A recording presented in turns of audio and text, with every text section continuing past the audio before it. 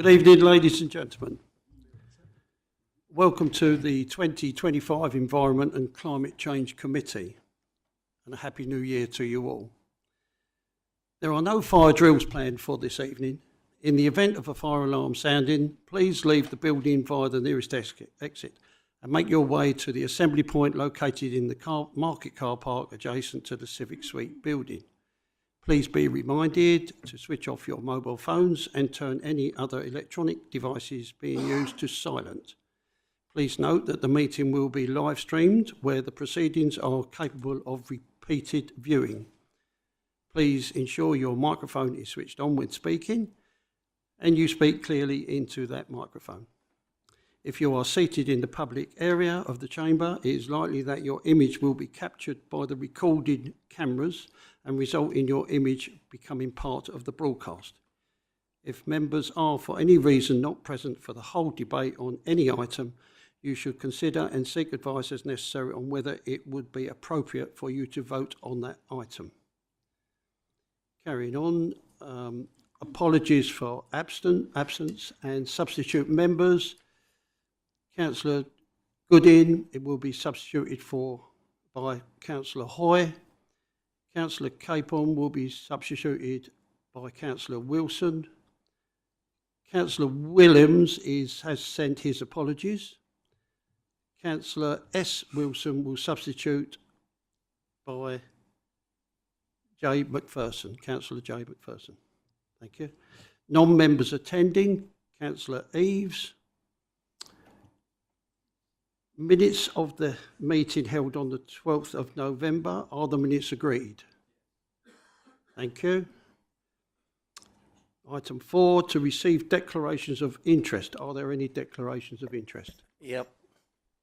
I declare a membership of the Cherry Orchard Park, which might mean that I have not been able to vote on that particular motion, but also on the motion concerning the open spaces, as Cherry Orchard Park is mentioned in that as well. But I'll take advice from the officers on that. Thank you.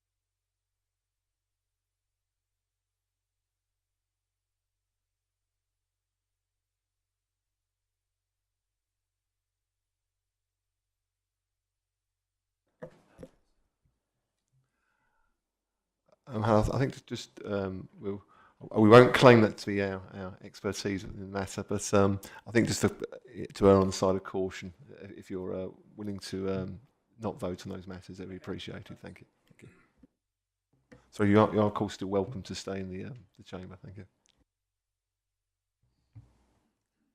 Thank you.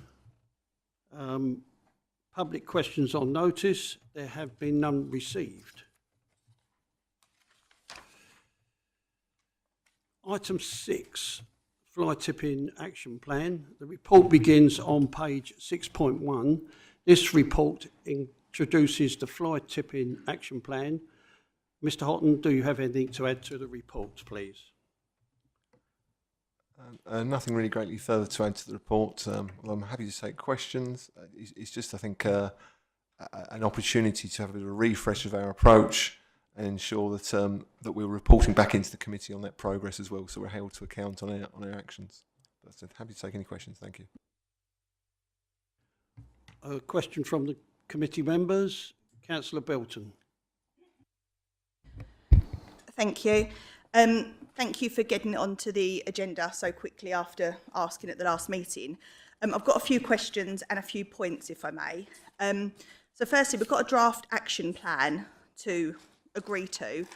I'd like to understand where the action plan came from. It looks like it's only just been produced, but I was hoping that the committee would have a chance to feed into any potential action plan. Now, I know we get a chance to debate here, but based on the last sort of 9 months of committee meetings, what we say in these chambers don't tend to end up in the report. So I just wonder, is the report kind of too late for us to add anything to?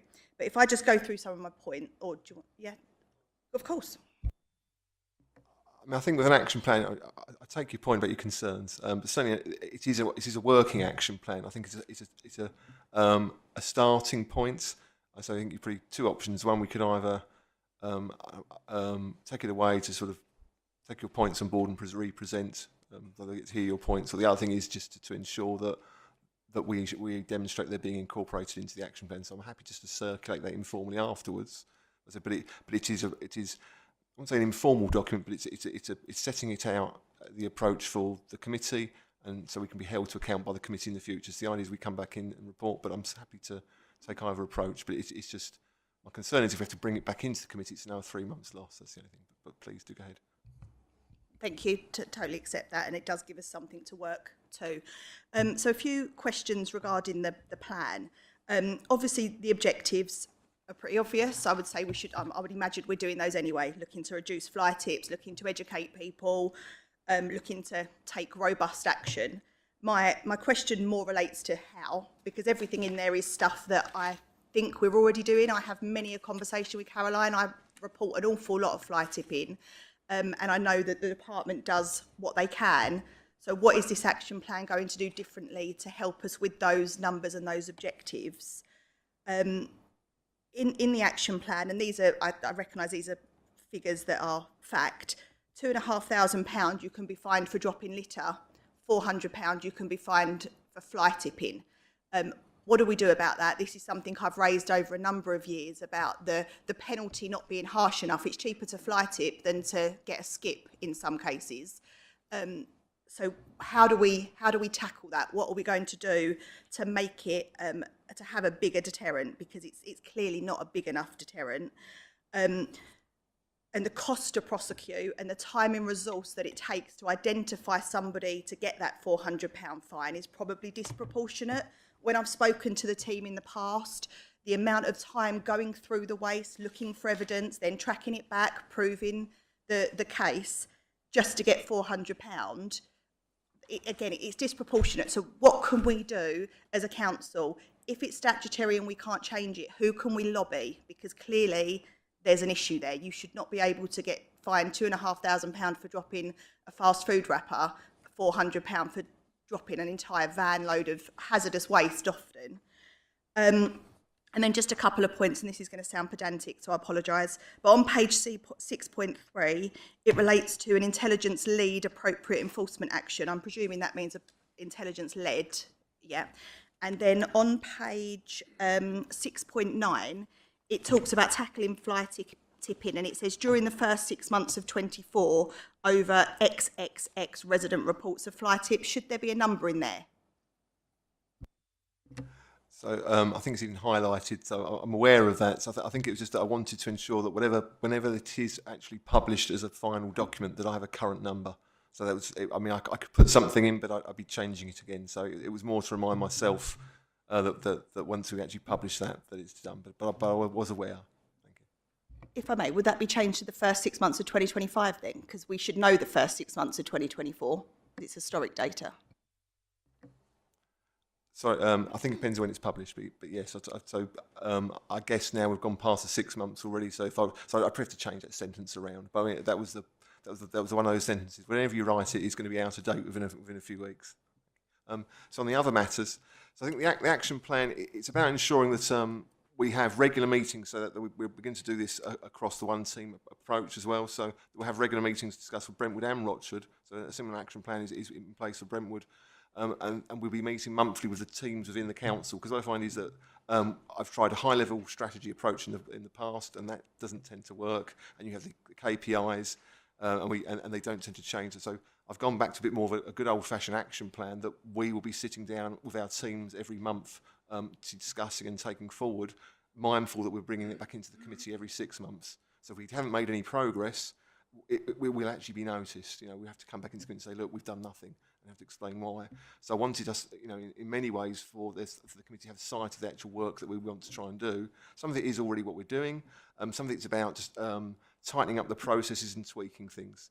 So, you know, it's about, it can be even as simple as about how we actually report the fly tips to ensure they're reported in a consistent manner and that we can record them and hotspot those correctly, because I think even that's lacking at times.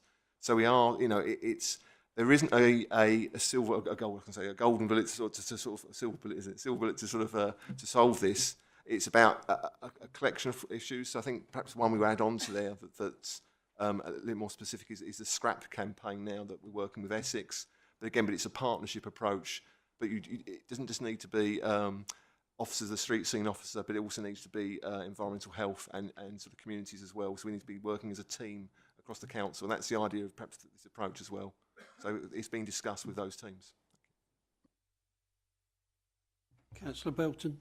Thank you. Just to clarify then, thanks for that, Marcus. Around the figures, the £400 and the £2,500, do we have any control over those, or do we need to lobby government?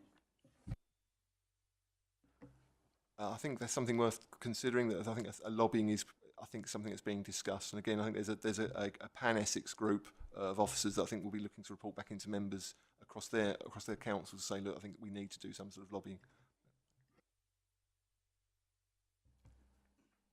Councillor Sharp. Thank you. I think this is all good stuff, and may I say it's very well put together. I have focused more on the targeted enforcement area because I believe that the most effective way of cutting down fly tipping is in catching the offenders. And I noticed that there is a policy of publicising offenders' names, which I guess is the name and shame policy. I spoke to somebody in the Dagenham area and that worked there. So I think that's a good thing. But if I look at the table on 620 and look at reference T10 and T11, those two areas seem to me to be the more forceful areas in terms of enforcement. The first one is establish a pilot environmental enforcement team through awarding of enforcement contract. So who is that contract awarded to, and is that an extra expense?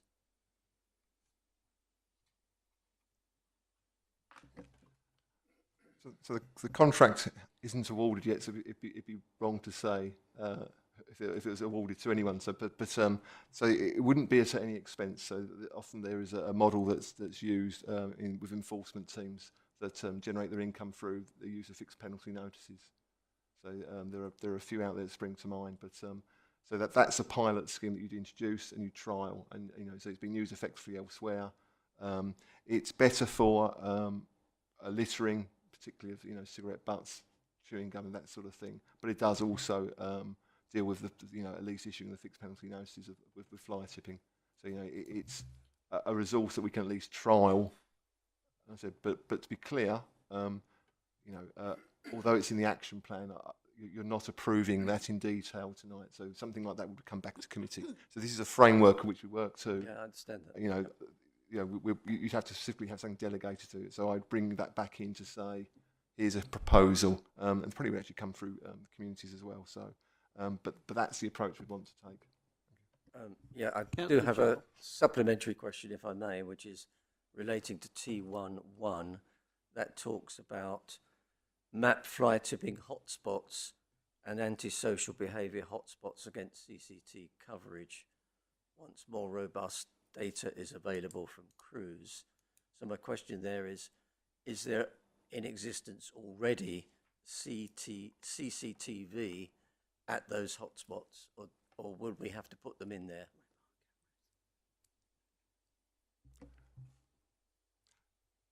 So we have used overt cameras before, and we do at occasions. What you do tend to find is that the hotspot moves, or the cameras. So we've used small-scale cameras. They tend to get stolen, So we have to. It's something we're having to review. But we've certainly used in hotspots before and had some success. And again, I think that needs formalising. So it's been a bit Heath Robinson up to now, if I'm being brutally honest. I think we just need a bit more formal approach to how we use our CCTV cameras as well, and who engages and uses them for us on our behalf. Councillor McPherson, please. Thank you, Chairman. First of all, can I just echo Councillor Mrs Belton's comments? I can't thank the officers enough for their proactive work whenever we do have a fly tip, including our officer who's present there, who answered the call to me once on a Sunday evening about a specifically nasty fly tip. I also appreciate that they are underfunded and over capacity. However, I'm now going to go through the report, Mark. So can I just draw everybody's attention to page 6.7, targeted enforcement. Second sentence down, clear words, a message of zero tolerance. I think this needs to be the golden thread throughout this report. If you look then at page 6.8, there is a word that I already would like to be amended, if that's if somebody else will agree to that, and it is the second paragraph, second second line up on the second paragraph. Individuals that are caught fly tipping, and it says can be fined £400. If they've been caught, they will be fined £400. So if after this somebody agrees, thank you, Councillor Mrs Belton's agreeing with that, if that's okay, if we could have that amended. And then if we could have a look at, please, page 6.9. Sorry, and I'm flipping through my notes at the same time. Can you hear me okay on the mic? I don't have to lean forward, do I? No, it's not 6.9. I'll come back to that one because I can't find it. It's about reporting the fly tipping. So if I just cover that.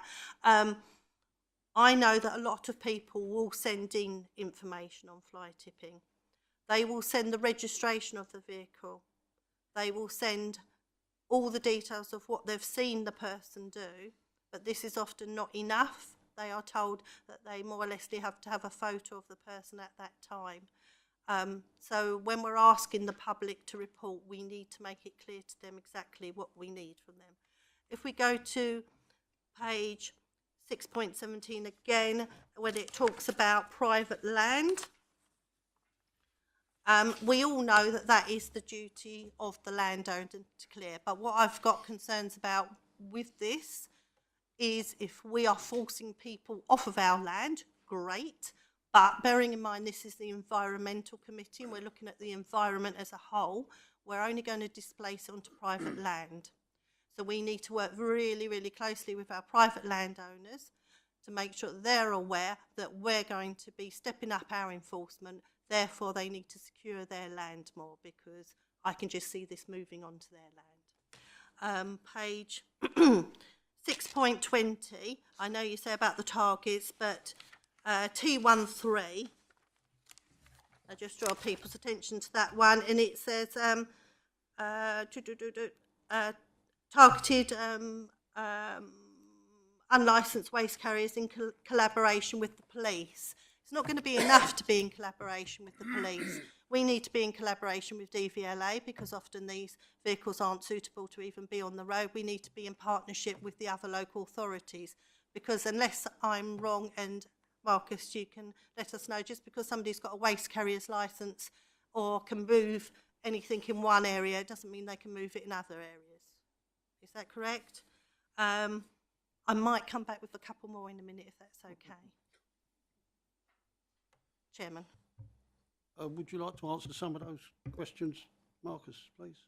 I mean, I think we've observed what you've just recommend to make the changes that you've put through for the council first, if that's acceptable. And Chairman, sorry, just another couple of points. Totally agree with my colleague to my right. I did have a look. I don't think there's any law against us printing people's names in the press when they are fined with fixed penalty notices. So if we can investigate that, because that's sending out a very, very clear message. And lastly, do we actually have the legal team to be able to enforce some of this? I believe that is being addressed. Thank you, councillor. Just little things that have occurred to me, in as much as a private owner or a private person has asked somebody to clear their rubbish, I don't think it's very advisable for us to publish their names and addresses on the basis that they have taken in consideration who are they using as waste disposal people. Now, whether those waste disposal people will be named after we have got prosecution to them is up to the council to do that. Shall I come back to you, please, Chairman? You may come back. Yes. Thank you. One, I don't think that they get the fixed penalty notice, but they can be fined. But isn't this also a driver for them to then provide us with the details of the people that they've used?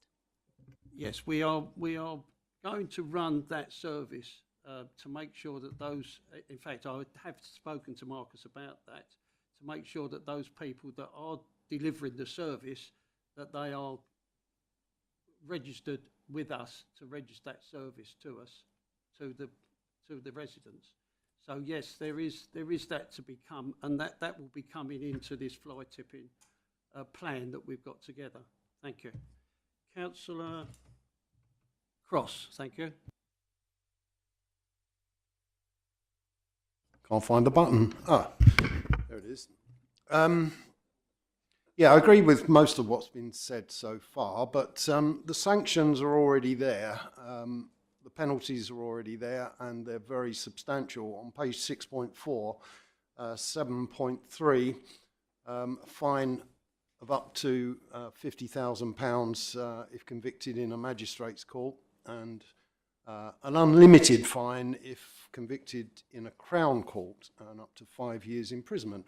So the sanctions are there. I don't think we need to mess about trying to lobby government to increase the fixed penalty notice from £400. It seems to me a waste of time. I was going to ask how many fixed penalty notices we'd issued, but I think from the feedback before the meeting started, it's not many.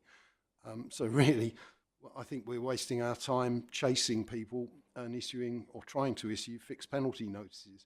We might as well make an example of people when we catch them and take them to court, magistrates' court or Crown Court.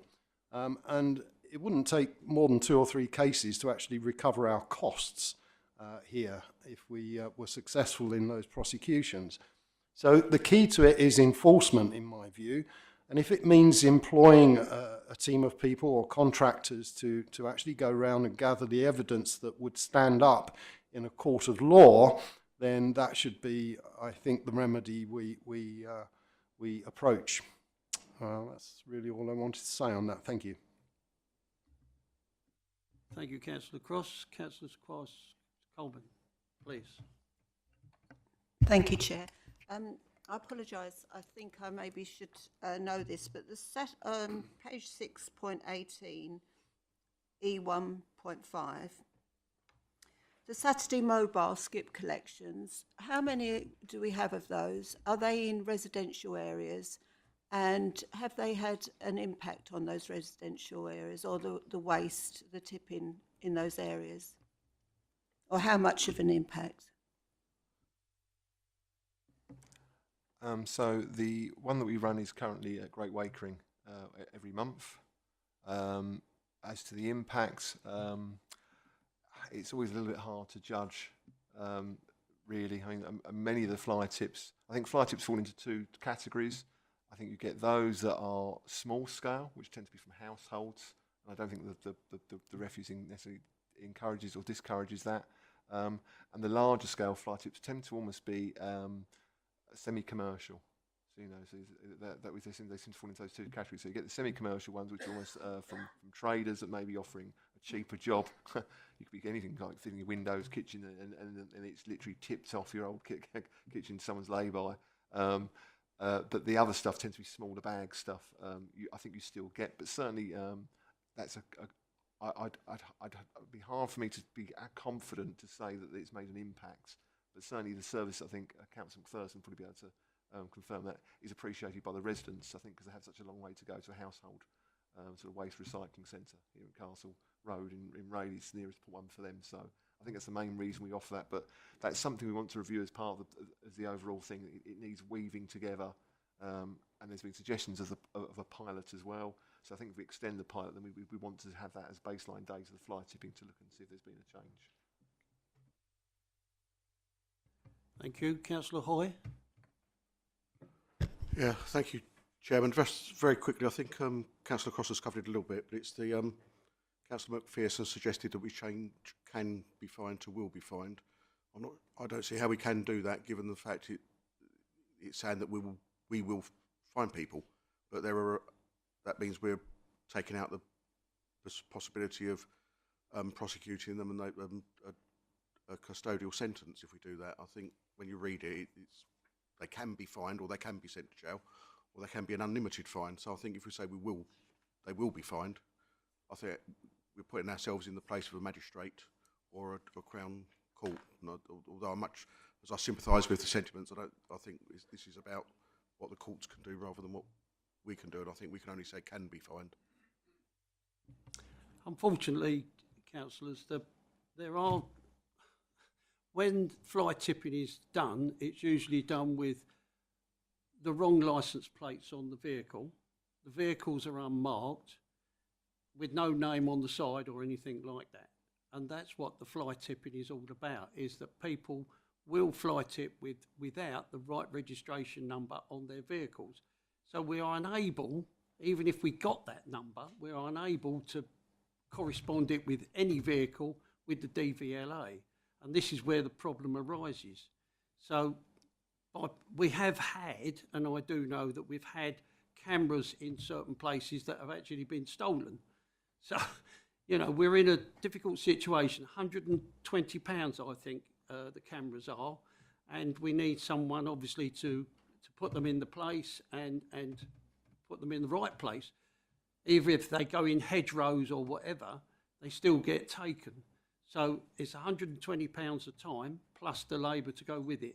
So we've got to think of things like that in what we are doing and what we're doing at the moment. And I can vouch for some of the fly tipping. It is just household stuff, very little in the way of tyres and that sort of thing, but it is household stuff that gets fly tipped most of the time. Councillor McPherson, please. Thank you, Chairman. Just a couple of points. You mentioned their DVLA and that these vehicles are often unlicensed or unrecognised. But don't forget this information can still be passed to the police, who's going to be one of our partners. If these vehicles are illegal, they can be then taken and they can be crushed. So yes, DVLA can act, and so can the police. With regards to our vision, I'm still not happy with that word can, and if everybody else wants to keep can in, that's fine. But if we're having a zero tolerance, then that needs to be rewritten in some form that it says we will fine them, we will take them to court, we will do everything within our power, whatever you want to put. But can is not a zero tolerance word, sorry.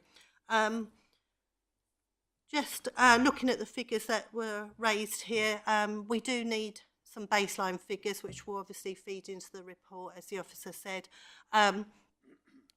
My colleague to the left said about taking people to court and how much money you can raise through that and the revenue, didn't you? Sorry. But as far as I know, in the last about 15 years, only one court case has gone to court. And does anybody know how much income that raised? Absolutely zero. They were fined $2,500, unless our officer wants to correct me, the council would not have seen a penny of that because we had legal fees to pay. Oh yeah, definitely take people to court, but don't think it's going to earn you any money. Thank you, Chairman. Thank you, Councillor. Councillor Belton. Yeah, just to support Councillor McPherson, I definitely think that sentence could be rewritten. I hear what's being said, and I hear what you're saying, Chairman, about it's not easy to catch people, but this line says individuals that are caught fly tipping will be fined £400. Now, to me, it should be individuals that are caught fly tipping will be fined £400, full stop. You can also be given a prison sentence or given unlimited fine or sentenced in the Crown Court. So that can be two separate sentences if that makes more sense to people in the room. But we should be fining people that are caught. And to say it's a big deterrent, it isn't, because a skip costs not far off that. And the commercial waste that we see, not household waste, but the commercial waste, costs an awful lot more than that even. So I fully support Councillor McPherson. I'm happy for the officers to work out how to rewrite that, because this is a draft report. But I think we need to be saying we have a zero tolerance, and if we catch you, you will pay, whether that be financially or via the courts, but we will go after them. Marcus Houghton, could you reply to that, please?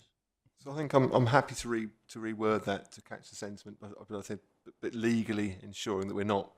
But I think to be quite clear, this is a high level thing about it's the action plan is really the meat of this. An enforcement policy would be where we would argue perhaps a bit more about the correct wording of where we will or won't. But I think for this, it's more about the sentiment. So I think we can work on that wording to capture the sense that what we're basically saying is that it is a zero tolerance policy. And maybe I'll remove the wording around whether we issue fines or prosecutions. Say we undertake, and just emphasise that again in that sentence there, that we undertake a zero tolerance towards fly tipping, and we will use all powers available to us to enforce. And that way we get round the whole wording of every fine, and I think that's the simplest way around that. But again, we wouldn't rely on this document in terms of enforcement. We'd have a separate enforcement policy, which we do have, and that needs refreshing as well. Councillor Hoy? I think Mr. Otter has probably clarified it a lot. So I think we changed the wording to we will have a zero tolerance.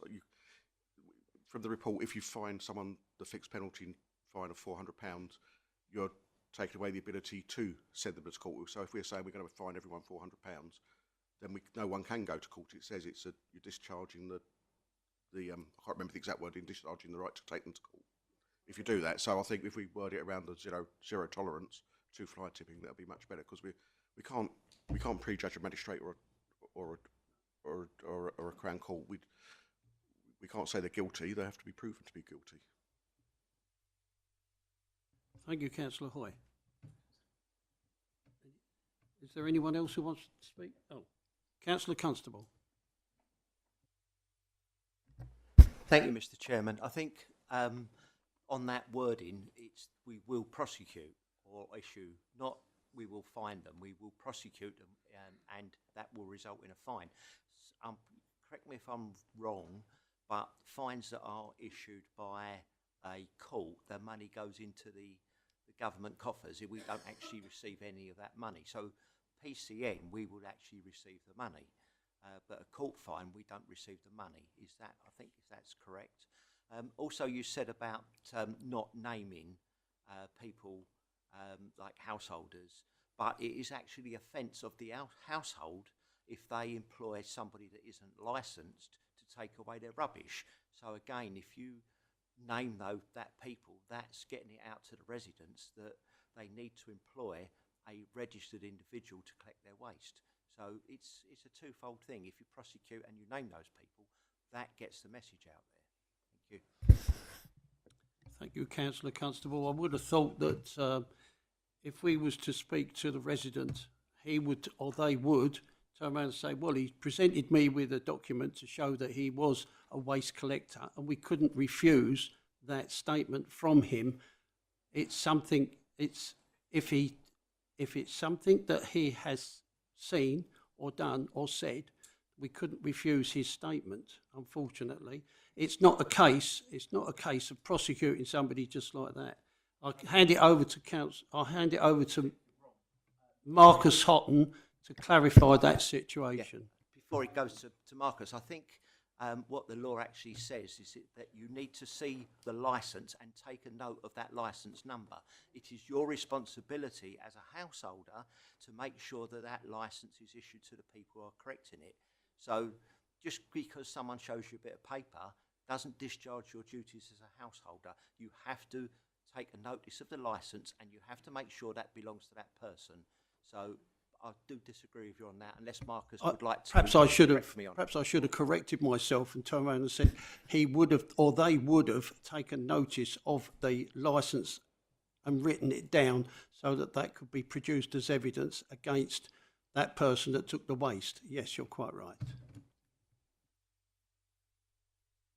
Councillor Hoyd, did you want to speak? Thank you. So we have recommendation on set out on page 6.1 of the report. R1, that the fly tipping action plan as appended to this report be approved, and R2, that a report be submitted to the committee in approximately 6 months, updating on the progress against the action plan and the performance measures set out therein. Do I have a seconder? Thank you, Councillor. Oh, thank you, Councillor McPherson. Could I have a... Do you have a question, Councillor Pilson? Okay, thank you. Sorry, it was just a quick one. Presumably we're voting on the basis taking into consideration the amendments that have been put forward, because you didn't say that, so just checking that that will be clarified. Yeah. Mine's that's it's in the minutes, isn't it? Just we've minuted that. Yeah, so that it's in the minutes. Absolutely, yes. Yes, this will include everything. Could I have a show of hands, please?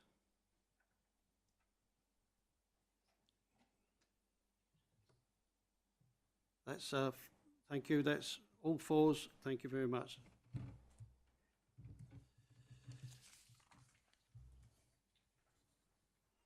Item 7, pleasure ground bylaws. The report begins on page 7.1. This report gives an update of the existing bylaws with modern regulations for the green spaces across the district. Mr. Aldridge, do you have anything to add to the report, please? Thank you, Chair. No, nothing further to add, but happy to take any questions.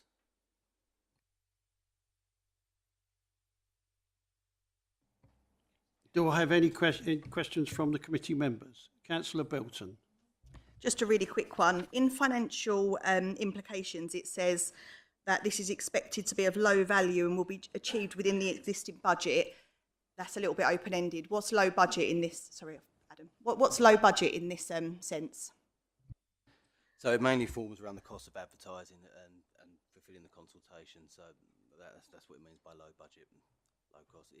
There is a... Sorry? Probably, yeah, £200 maybe. Councillor Constable. Yep. Thank you, Mr. Chairman. You're talking about putting up or having bylaws everywhere. I can remember up at King George's at Ashington, there used to be a board up there that had the bylaws written up there so that people knew what they were referring to. They've disappeared when new signs were put up. Is it the intention that bylaws are going to be displayed at all of these new parks and the existing ones so that people can then can't say that they have no knowledge of the bylaws? Things like playing golf in the open spaces, we know that's one of the bylaws. But if that's not displayed, people can then say they had no knowledge of them. So is that an intention to put boards up everywhere to display the bylaws? Mr. Aldridge. Yeah, certainly something we can consider. I mean, the actual bylaws document is quite lengthy, but what we could look at is a... Sorry, can you hear? Is that better? There you go.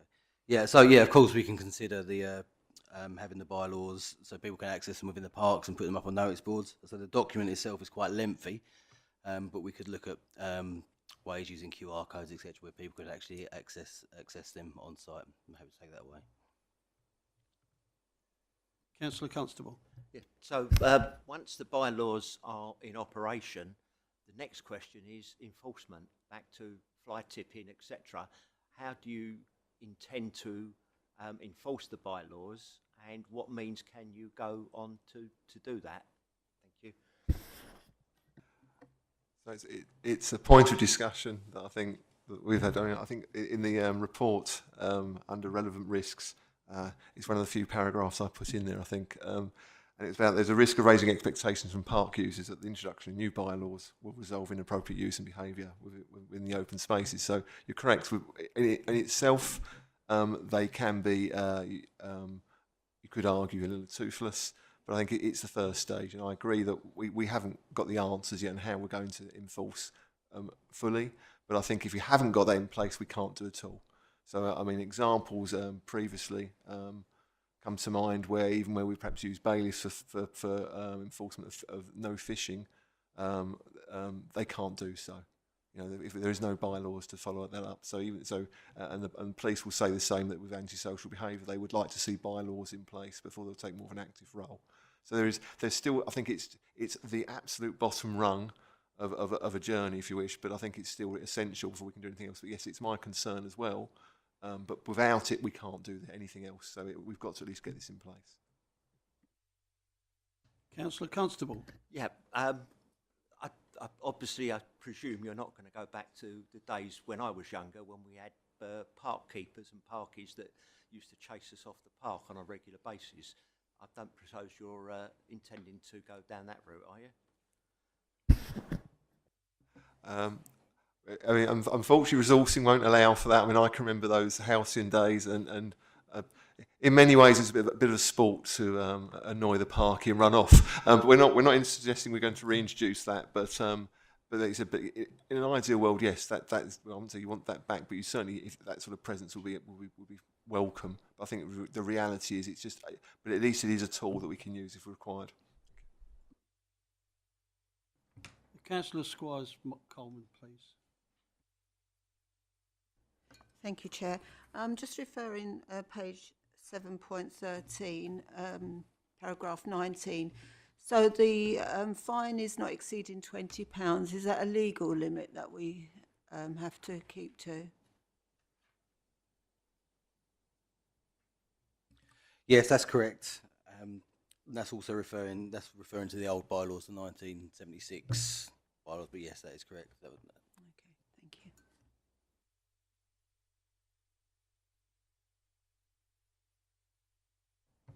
No more questions? Thank you. I will move the recommendation set out on page 7.1 of the report. R1, to approve the public consultation on the proposed changes to the district's bylaws as set out in Appendix 3. R2, to present the committee a further report on the response and conclusion to the above consultation. Do I have a seconder, please? Councillor Hoy, thank you. Could I have a show of hands, please, for?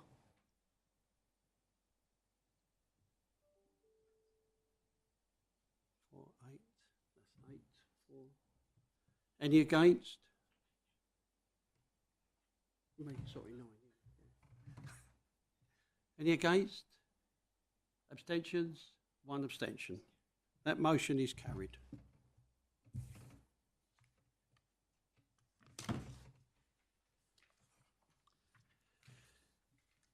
Item 8,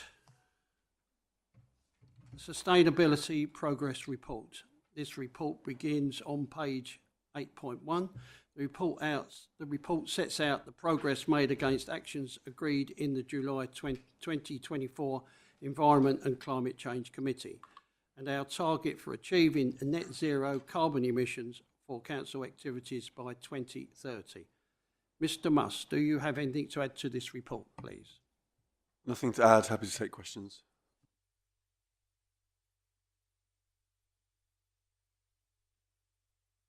Do I have any questions from the committee? No, thank you. Oh, Councillor Hoy.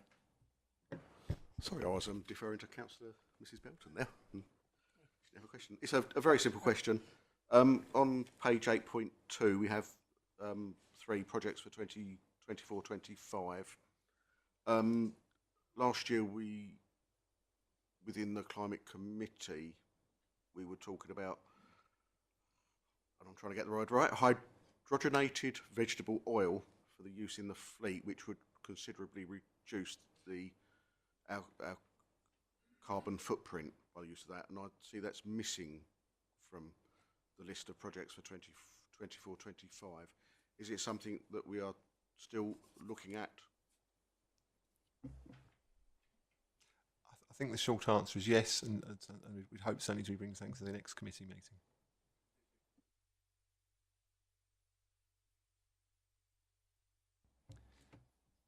Any more questions from the committee? No?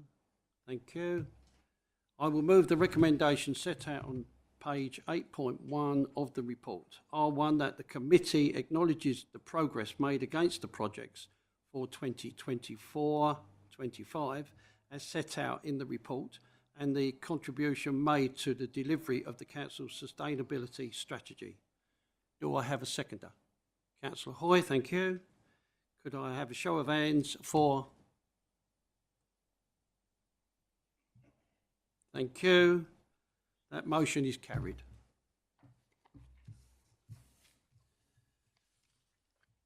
Item 9. The report begins on page 9.1 and the report provides an updated management plan for the country park. Mr. Aldridge, do you have anything to add to this report? Yes, Marcus, would you like to say? Thank you. Right, so yes, so I'd thank you for intervene before we go into. So it's regarding the report. I think we had a conversation with members around the sort of the report itself, and I think there's a concern, or at least there's like an opportunity, I think, perhaps to feed into the draft management plan before it goes out to public consultation, rather than sort of approved this evening. So with that in mind, I discussed it with the chair, Councillor Stanley, about sort of drafting the first recommendation, which is around going out to public consultation. So it will read along the lines of something that the chair appoints a working group to review the draft management plan as appended to this report as Appendix 1 and report back to this committee prior to any public consultation. So the view would be that Councillor Stanley would approach the group leaders to seek nominations to come forward for a working group, and that working group then can work through, I think, a bit more of a line-by-line view of the management plan, and then we bring back that to the committee for comment then. But I think it's, probably a better way of doing it rather than going through line by line this evening and picking up things. So I don't know if that addresses a few of the concerns that maybe members have. So thank you. Thank you, Marcus. I would like to introduce Councillor Eaves to this report. Would you like to speak to the committee, please? Yeah, thank you, Chair. I'll start off by saying thank you to Marcus. We've had a number of conversations about this report in the last couple of days, and I have had an initial response which has been quite favourable. I just want to put a couple of questions on record here, so as we know where we're going if we're going to have a task and finish group on this. The first one was there's scant mention in the COCP report regarding the cycle routes and cycle paths. Encouraging cycling in the park appears to be the only mention I can see in the report. Bearing in mind that the LC Whip has been looking at cycle paths and also include the park, it seems remiss that no mention is made in the plan for the park to liaise with ECT and RDC with regards to this. This is made more surprising when I'm aware that the Friends of raised money from the Tesco Stronger Starts Blue Token Fund, raising opportunity for local causes, noted as being specifically for cycle paths in the park, and yet there is no mention in the report on there being any cycle paths that benefited from the donation received. Only that a bridge was built. Was a separate fundraising project through the Tesco's scheme, or were the funds diverted? If the latter, were Tesco's informed? I know firsthand that Tesco's are very particular on what the funds raised are going to. Also, there are S106 monies waiting to be spent on foot and cycle paths from the JAP site. No mention is made at any point in the report or 5-year plan for cycle paths in the park. This issue would indicate that there needs to be more work done on the report for this item, which I'm glad to say we've had positive input from on the officers. The other point I was going to raise was regarding the Friends of, that they are now such a large organisation, noted in the report as currently having 260 members stroke volunteers, and therefore they have a significant input into the council operation in the park. It would be wise for members, therefore, to be informed of their progress.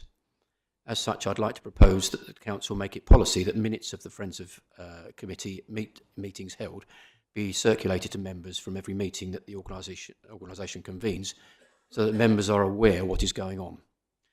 I'd also like to suggest that when it comes to representation on outside bodies, that we do actually have official representation on the committee there. And that's all I have to say. Thank you, Chair. Thank you, Councillor Eaves. I would like to mention that myself and Adam Aldridge attend those meetings with the Friends of Cherry Orchard, and we will, if the committee so requests, we will bring back some reports from them to this committee to be looked at if they so wish. Friends of Cherry Orchard have sent out a report at this moment in time. I have that on my phone from them, and I don't know if anyone of the committee has got anything of that nature. And if you haven't, then I will circulate it with the authority of them. That is what we've got to do, is the authority of them. But I'm going to hand this over to Marcus to clarify some of those situations. Thank you. So I think my understanding is that it's available on the website, on their own website. So I think we're more than happy. I think they'd be quite happy for us to circulate. I think they'd be pleased that members were showing an interest. In some ways, I apologise. Probably a remiss of myself. I think it's something we could have done a long time ago, was to actually circulate as part of the members' bulletin. So I'll arrange with officers to ensure that happens in the future. I think that's a very useful thing for them to, for members to be able to see. They do an awful lot of good work, and I think they'd be pleased to have members become aware of that and sort of be able to open a bit more dialogue between the council and themselves. Thank you. Thank you, Marcus. Councillor Cross. Sorry, Councillor Hoy. Did you? No? Squires Coleman. Sorry. That's fine, thank you. I wonder if you could, regarding the events utilities, to help me assess the value of spending, well, on page 9.36 it says 75,000. On page 9.39 it said 100,000. I'm assuming that's because of the waste removal. That's the difference, is that correct?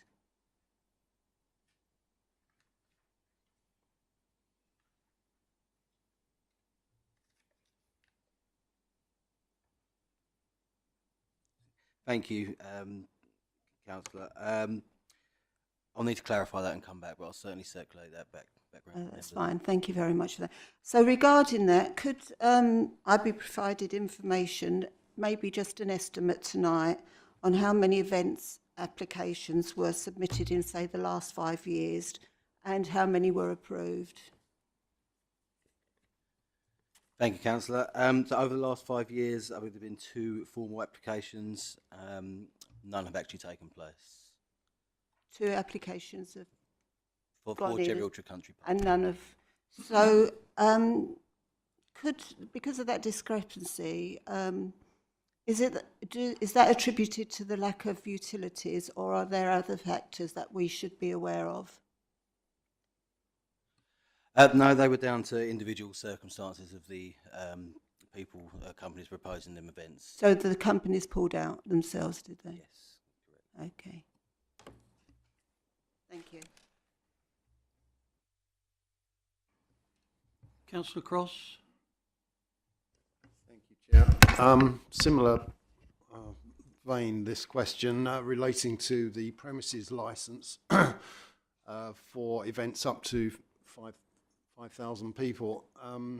Is that an ongoing licence for the Cherry Orchard Park itself? I'm aware of a single event application this year on the other side of the road at Westcliff Rugby Club for that amount of people. And some of the challenges are how you actually bring that number of people to and from the site safely. But this looks like an open-ended premises licence effectively for a field for up to 5,000 people. So are we talking about two different things there? Or, but you're going to have the same challenges at the Cherry Orchard Park as you are at Westcliff Rugby Club. Thank you, Councillor. Yes, I agree. There are challenges. So the premises licence that is in place for, say, up to 5,4999 people, that is heavily conditioned. So that them conditions can be circulated and they are available online. I agree. There are challenges around access and parking. And that's something that the Safety Advisory Group would work with us and the event organisers to address at the time of submitting an application.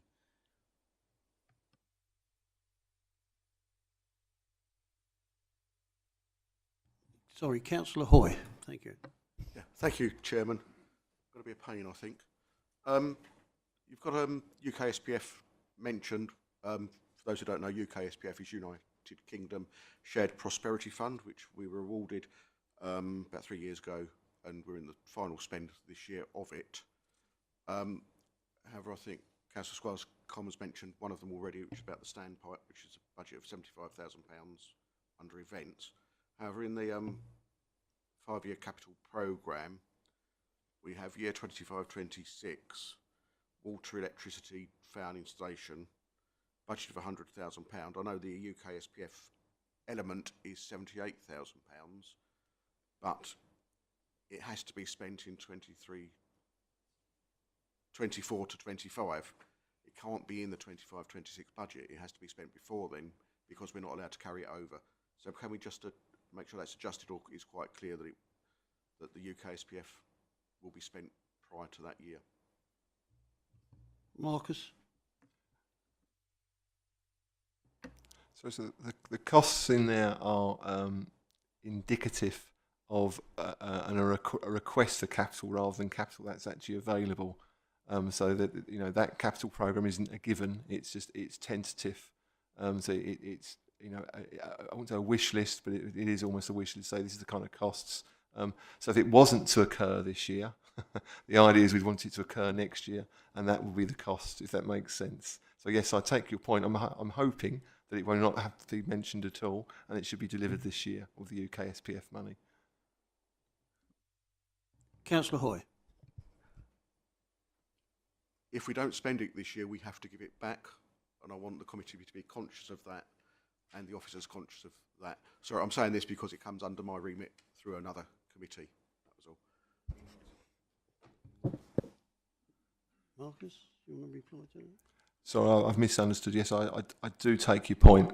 So that should be made clear that yes, it's UK SPF if it was delivered this year. So they probably shouldn't allude to UK SPF in the document. It's more if it doesn't get done this year, we'd require a different capital pot. Sorry. So yes, we'd have to make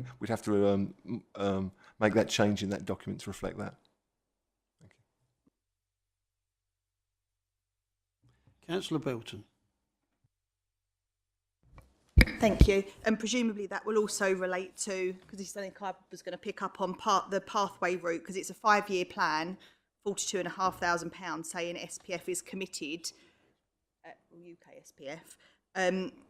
But I think that needs changing as well, because if it's a 5-year plan, that money isn't going to be delivered. And I appreciate the capital part of it is changeable, but... So if I may, Councillor Hoy? Chairman, there is no UK SPF money for that. Yeah, I think it's a typo. Sorry, I forgot to mention that one. I think that's for capital rather than UK SPF. Thank you. Councillor Squires Coleman, please. Thank you so much, Chair. I'm sorry, going back to my earlier question, the £175,000. I'm obviously aware from the report that a greater, more advertising or greater awareness is going to be made of the facility of events at Cherry Orchard Park. How do the council have overall take the bookings, or are they responsible for that? So I think both approaches could be acceptable, and I think again this is probably where a working group is more useful, because I think it's understanding what emphasis we want to put on events in the country park, which I think is worth considering. So there is we can run the events ourselves if we wish to do so. I don't think we have the capacity at the moment, but it's something we could consider. So usually what you do, you would have a fixed license fee or a sort of a rent for the use of that field for that period, and so we'll charge an event fee for the use of that field, and they will then run the event and take the risk of selling enough tickets to cover the costs of running an event. It's quite a high risk promotion thing to do in terms of as a business. You're obviously quite weather dependent, so it's a certain set of expertise and skills. So you'd normally expect it to be a private company that would run these events and then would take the money from the ticket sales, but we'd have a fixed fee for the hire of the field. Yeah. Sorry, I'm really sorry, Marcus, that it may be me, but I can't hear very well through the microphone. So my question was, when somebody makes an application for an event, do they go through the council for that event? Yes. Yes. Yeah. So we have the say on what events are being agreed to and what are not. I'm just saying because we're putting that money in, I'm just making sure it's the council who have got the say on the event. So there are two stages. Well, there's two stages. One is there is an events policy. So yes, we'd obviously want the event to be appropriate to the environment that it's set in. But there's also a consideration in terms of a safety advisory group would probably want to look at that, even though there is a licence in place, that we are honouring those conditions. So it's almost a two-stage thing. One is to say, yes, we think it's appropriate, in terms of the spirit of the event. And the second one is actually it satisfies the safety advisory group who look at events and they're saying, the police, the fire services, that sort of, and licensing are still happy with how that event is set out and to be run. So there's two parts that to be considered. Okay, thank you. Councillor Wilson, please. Thank you. Thank you, Chair. I'd like to congratulate the council on this report. I think the report on flora, fauna and wildlife there is exceptional. On the other hand, there's bits missing from the management part of the report. And the big one for me has been alluded to already, which is that there's really no process at all for organising large events here. There may be a policy, but there's no process manual, there's no set of guidelines, there's no set of instructions, there's no, you must provide this, that or the other. And if there is, it's certainly never been available on the website, and I've asked for it, never seen it. So is there such a thing? Is it in process? Is it going to come? When are we going to get it? And sort of on the back of that is there is a premises licence on the site, but who holds the licence? Is it one individual or is it the council generally? Normally a licence is issued to an individual. Thank you. Marcus or Adam? Thank you, Councillor. So the premises licence is held by the council. I think what you might be referring to is the DPS, so that is the designated premises supervisor. That would be issued to an individual under the premises licence. I just need to ask Marcus Houghton, but I believe with this management plan, it's the management plan for the country park as a whole, and events would be picked up more specifically under the events policy. So I'm trying to think. So there is two ways of looking at it. Yes, there is an events policy, but I think this is where I'm suggesting about why we need a working group. I think you do need to consider whether you want to promote events more heavily at Cherry Orchard, and so it may be something that needs to sit within the management plan as well. There is a general open spaces events policy which covers, I'd like to apply for an event at such and such a site, and we do have a process you follow through that's been in place for and works quite well. So that I think that's there, but the idea of do we as a council want to perhaps see Cherry Orchard as an opportunity to promote larger events per se? I think that there isn't that. And I think that's something that a working group could look at and perhaps want to reflect in the management plan in terms of its objectives. But that's possibly one of the reasons why it may want to take away to have a look at. Thank you. Okay, back to Chairman. Councillor Wilson. All good stuff, really encouraging, nice to hear. The thing that puzzles me is how long is that going to take? Because there could be events going on there this summer, but if we haven't decided, then it can't. But the second thing is, if I came along to the council and I said, I want to organise an event at Cherry Orchard, I would expect to get a document back that says, you can do this, but there's a list of conditions you have to comply with. Is there such a document like that? Thank you. Yes, there is. There's the event management plan form, which is it's managed by a licensing team at the moment, so that can be found on the council's website. Okay, thank you. Councillor Hoy?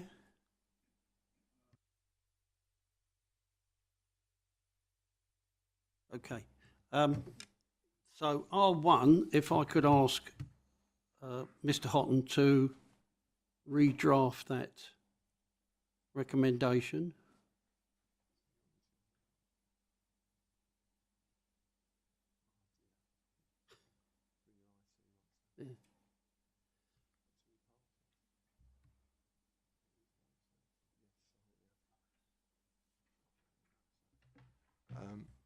So recommendation 1 will now read that the chair appoint a working group to review the draft management plan as appended to the report as Appendix 1 and report back to this committee prior to any public consultation.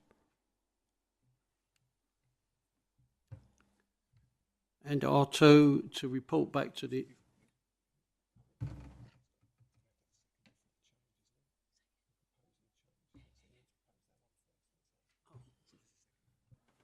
Okay, so could I have I'll propose that motion. Could I have a seconder, please? Councillor Hoy? Can I have a vote of hands on that motion alone, please?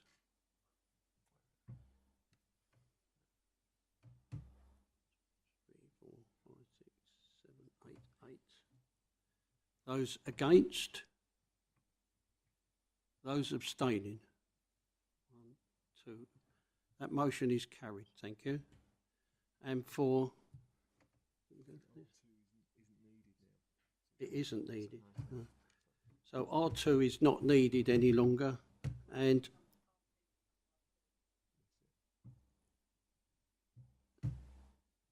Sorry? Sorry, Chairman, I think you'll find R3 now becomes R2. Correct, yes. Yes. So go for R3. Yeah. So in place of R2 will be R3, that the authority be delegated to the Director of the Environment in consultation with the Chair of the Environment and Climate Change Committee, seek and secure funding in partnership with the Friends of Cherry Orchard Country Park to assist with the projects outlined in Appendix 3. Do I have a seconder, please? Councillor McPherson, can I have a vote, please, on that? 4, 4, 5, 6, 8, 9. Against? Abstentions? 1. Thank you. That has been passed. Thank you.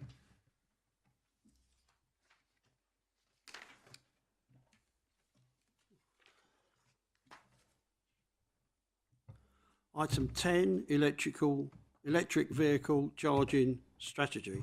The report begins on page 10.1. The report provides an overview of current EV charging points infrastructure in the district, the locations and charges, as well as proposing strategies to achieve modelled predicted coverage of charge points by 2030. Mr. Musk, do you have anything to add to the report, please? Nothing to add to the report. Happy to take questions.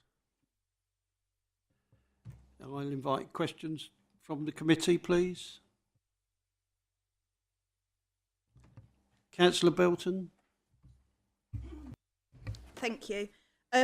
Just a quick one. I mean, our electric charging in the private in our car parks is basically not used. 1.7% utilisation. I haven't read the strategy word for word. I'll put my cards on the table straight away. But I worry that we're running ahead because of a national policy and because of an intention to look green.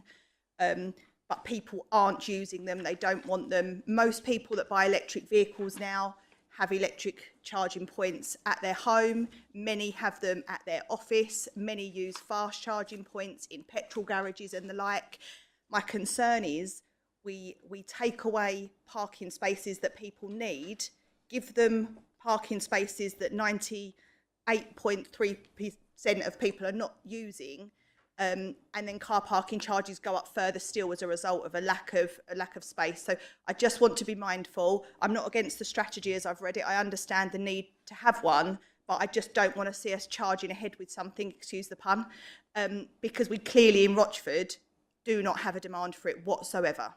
Thank you. Mr. Musk, you want to reply to that? I agree, which is why the strategy says that the council shouldn't take the risk of putting more charge points in when, for example, you've got a market car park and it's 98% not used. So that's why we've gone to ECC, who've got the local electric vehicle infrastructure monies, like 300 million quid, and said if you're going to pay for infrastructure improvements in the Rochford district, great. But even then, because their focus is on areas where there's high car density and high social deprivation, we've got to be very sensitive that we don't take car park spaces away in high pressure spots for people who are at different stage on that journey.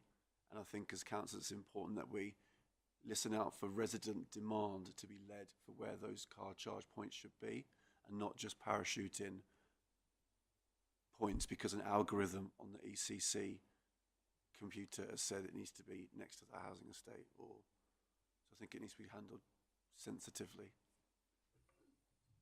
Councillor Hoy? Yes, thank you, Chairman. Just sorry on that point. Parking, the car parks come under the Economic Development, Regeneration and Tourism Committee, which I chair. The intention is to look at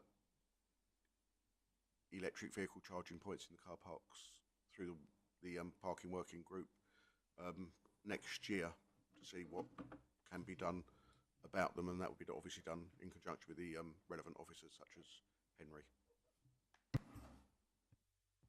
Councillor Cross? Thank you, Chair. Somebody who's just acquired a plug-in hybrid vehicle, I think the biggest problem is the cost of charging at some of these car parks. They seem to be run by private companies like Pogo, and they're charging something like 80p a kilowatt hour, whilst charging at home is possibly about 7p a kilowatt hour. So yeah, the vast majority of people are obviously charging at home where they're able to. But I don't think the answer is to take away those car parking slots that are there for the purpose of charging electric vehicles and plug-in hybrids, because then you go back to the situation where people have got range anxiety, and the whole point of defeating that is to have a multitude of charging stations around the country. So that would be self-defeating. I think there's a case for the council having their own charging points and charging a reasonable rate to encourage people to use them. But at the moment, there's no incentive for me. I thought about charging this evening, but it's pointless. The thing that annoys me more than anything, though, is I tried to use the Paul Price charging points, and it was occupied by a 4x4 Chelsea tractor who obviously had parked there, no intention of charging because it was a diesel car. So that's rather annoying, but that's down to the pub to police that kind of thing. But I think I saw on the list, one of the appendices, that there is a pub in the district that's offering free charging. I think that's definitely the way to go. Thank you. Thank you, Councillor Cross.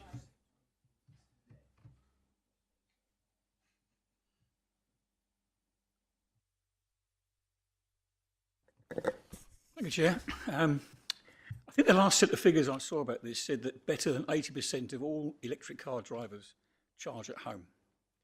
Manufacturers, and often with a properly installed charge point, manufacturers are building electric cars that do many hundreds of miles now, probably as many miles per range charge as a tank full of fuel. And then we sit back and get surprised that people charge at home and don't use these charge points that are around the district or anywhere. The problem is that most people that drive cars generally don't do huge mileage. They go from home to work or whatever, they might do a trip to go and see Granny occasionally, but the company car boys that do the miles will use these places to charge their car, and they're going to get it back off the company anyway. But we don't have those people in Rochford, do we?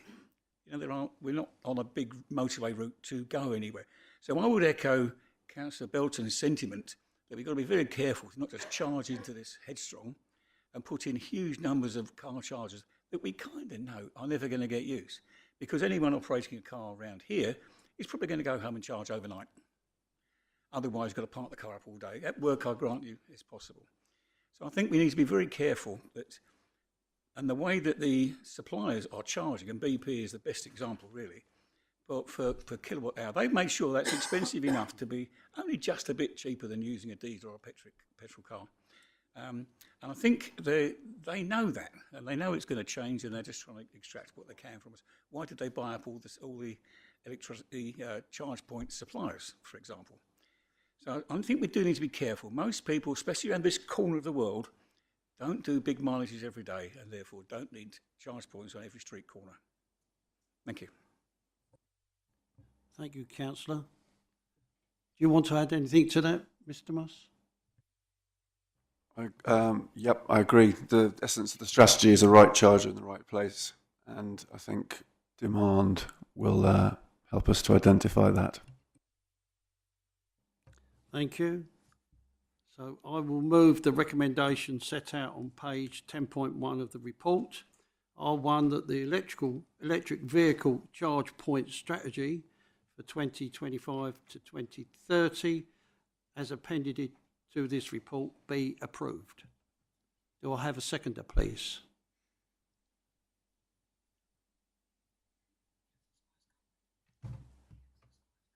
Thank you, Squires Coleman. Thank you. Could I have a show of hands, please? That's unanimous. Thank you.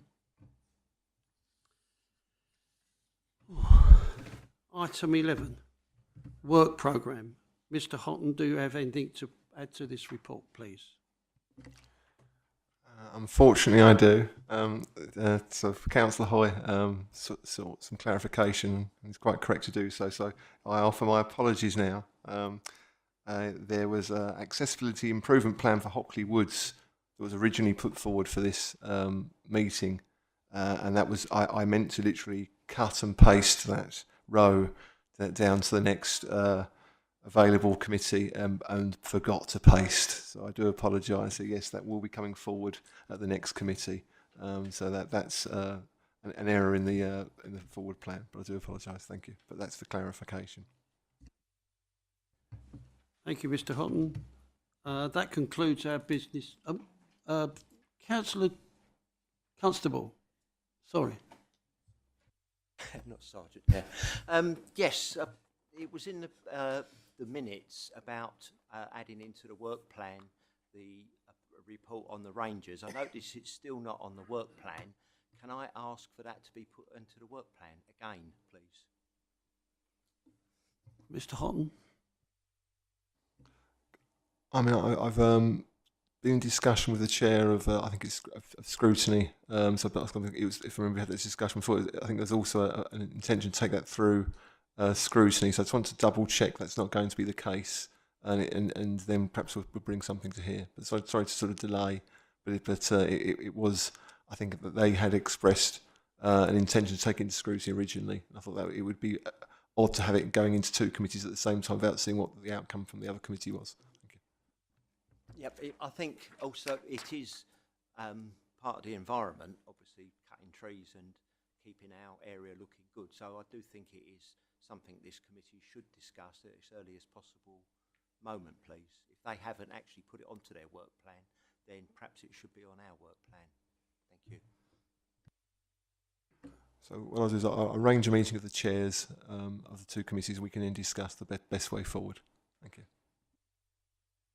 Councillor Belton. Thank you. Just a quick one. I recognise we're almost at the end of the municipal year. March is going to be a long night by the looks of it. Will we see at the March meeting the work plan for the next municipal year, albeit it could change under a new committee?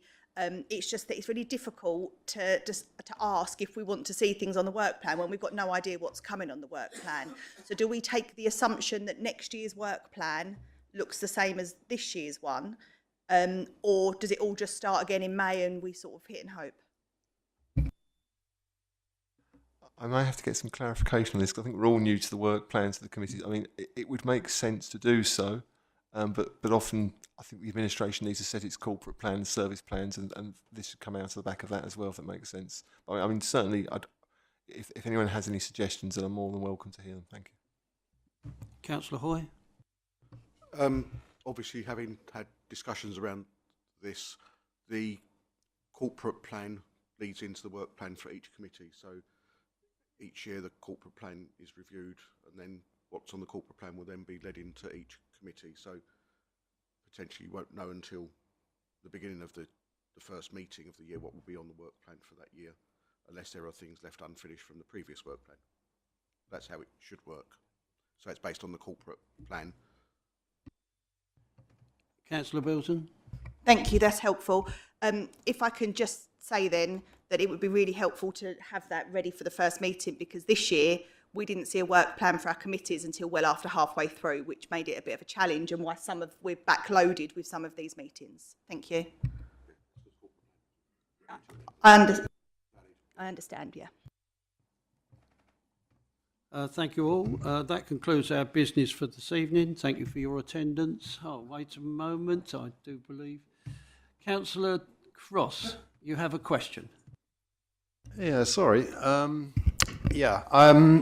I appreciate the work plan only goes to March. But I'm disappointed that there's nothing on there about aiming to reduce particulate pollution, air pollution from nitrous oxide and in particular particulate matter, small particles of rubber, etc., kicked off by tyres. We did have a committee meeting last year where it was discussed, and some nice charts were put up that we were meeting the existing targets, but there's definitely a strong case that those targets, the thresholds are too high. So, you know, we did discuss, can't remember the guy's name, and Andy Padden, thank you, was going to go away, I think, and in conjunction with Essex County Council Highways and look at new thresholds that actually reduce the pollutant level.